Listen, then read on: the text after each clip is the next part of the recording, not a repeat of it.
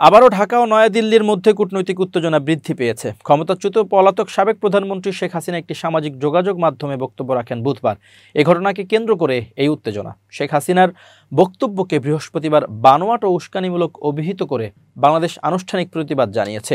এজন্য ঢাকায় তলব করা হয়েছে সেখানে ভারতের ভারপ্রাপ্ত হাই কমিশনার পবন বাধেকে। এ খবর জানিয়েছে অনলাইন টাইমস অব ইন্ডিয়া। এতে বলা হয়, গত বছর আগস্টে ব্যাপক সহিংসতার পর দেশ ছেড়ে পালিয়ে ভারতে চলে যেতে বাধ্য হন হাসিনা। তিনি ফেসবুক লাইভে একটি বক্তব্য দেন। তাতে তিনি মৃতদেহের উপর দিয়ে ক্ষমতা দখলের জন্য অন্তর্বর্তীকালীন সরকারের প্রধান উপদেষ্টা প্রফেসর ডক্টর মোহাম্মদ ইউনূসকে অভিযুক্ত করেন।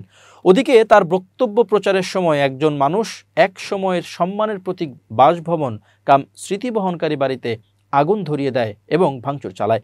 এ বাড়িটি দেশটির প্রতিষ্ঠাতা ও শেখ হাসিনার পিতা শেখ মুজিবুর রহমানের স্মৃতির প্রতি উৎসর্গ করা হয়েছিল। ভারতের ভারপ্রাপ্ত হাই কমিশনার বাধের কাছে প্রতিবাদে বাংলাদেশের পররাষ্ট্র মন্ত্রণালয় শেখ হাসিনার শত্রুতামূলক বিবৃতিকে গভীর উদ্বেগের, হতাশজনক ও গুরুতর আপত্তিকর আখ্যায়িত করেছে। বলা হয়েছে, এটা ঢাকা দিল্লির সম্পর্ককে সুস্থ করতে সহায়ক হবে না। ওদিকে শেখ মুজিবুরের বাড়ি ভেঙে ফেলাকে অ্যাক্ট অব ভ্যান্ডালিজম আখ্যায়িত করে এর কড়া নিন্দা জানিয়েছে ভারত। পররাষ্ট্র মন্ত্রণালয় ব্রিফিংয়ে বলেছে, যারা স্বাধীনতা যুদ্ধকে মূল্যায়ন করে, বাংলা পরিচয়কে লালন করে, তারা এই বাড়ির গর্বিত গুরুত্ব সম্পর্কে অবহিত।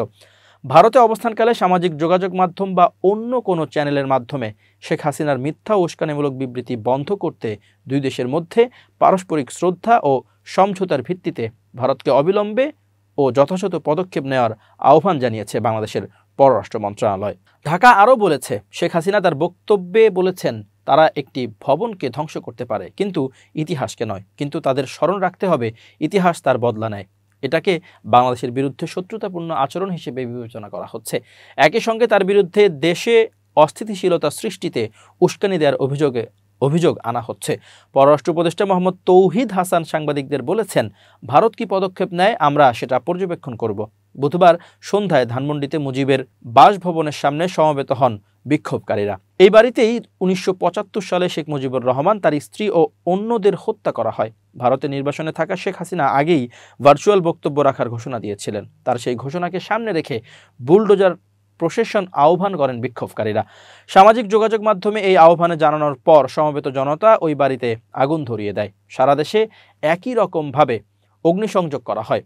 ওই বাড়িটি সংলগ্ন অন্য প্লটগুলো, যেখানে আওয়ামী লীগের কিছু অফিস ছিল, তাও ভেঙে দেওয়া হয়েছে। বিক্ষোভকারীরা শেখ মুজিবুরের মুরালও ভাঙচুর করেছে। অন্যদিকে শেখ হাসিনার প্রয়াত স্বামী ওয়াজেদ মিয়ার ধানমন্ডির বাসভবনেও আগুন ধরিয়ে দেওয়া হয়। ওদিকে বাংলাদেশ জাতীয়তাবাদী দল বিএনপি অস্বাভাবিক ঐক্য প্রদর্শন করেছে। তারা এই ধ্বংসযজ্ঞের নিন্দা জানিয়েছে। তারা বলেছে, এসব কর্মসূচির উদ্দেশ্য হলো গণতন্ত্রকে ধ্বংস করা। এতে বিশৃঙ্খলা বাড়তে পারে, ক্ষতিগ্রস্ত হতে পারে দেশ, ভবিষ্যৎ গণতান্ত্রিক অগ্রযাত্রা।